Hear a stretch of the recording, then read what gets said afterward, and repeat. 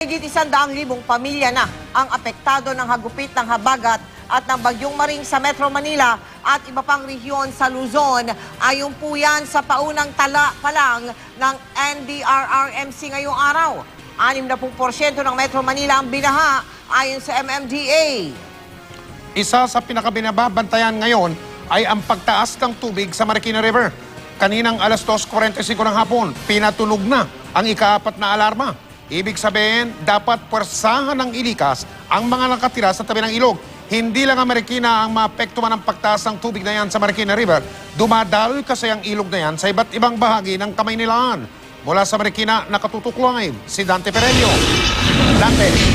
Yes, Mike, Mel, mahigit nga sa 1,700 pamilya ang inilikas sa Barangay Nangka at Barangay Tumana dito sa Marikina City. Yan ay matapos nga lumagpas ang water level ng Marikina River sa 18 centimeters. Lubha na kasing delikado ang water level na ito.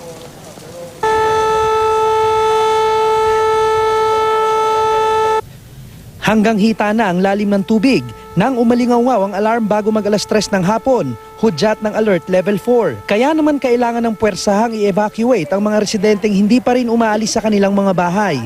Meron pa kasing nagpaiwan kahit na tumataas na ang baha. Sa Marikina River ang diretsyo ng tubig mula sa Buso-Buso River sa Antipolo City at Wawa Dam sa Montalban. Yung bang anak ko, pinalikas ko na.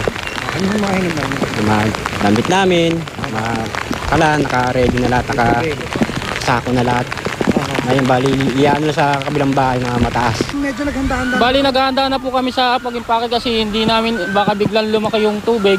Ganun para ready na kami, evacuate na sa eskwela sa taas. Sa taas ng tubig, hindi mo na matatanaw ang kalye sa Marikina River banks. Maging ang kalsada sa ilalim ng Marikina Bridge, nilamon na rin ang baha. Upang ilikas sa mga residente, dumating ang 2 6x6 truck ng mga pulis.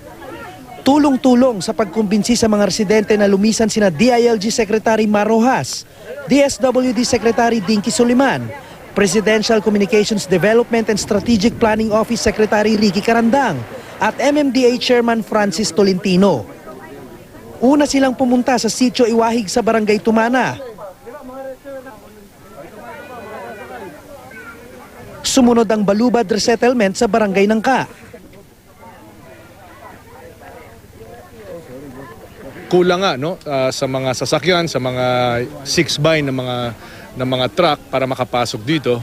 Kaya kumuha tayo ng team mula sa PNP, 6 na truck na kung saan ay katulad nito, iiwan natin siya rito hanggang maubos lahat ng mga dapat na ilikas dito, dadalhin sa mga evacuation center. Magpapadala kami dito ng energy biscuits. Yan ay galing sa World Food Program para sa mga bata at mga lolo at lola.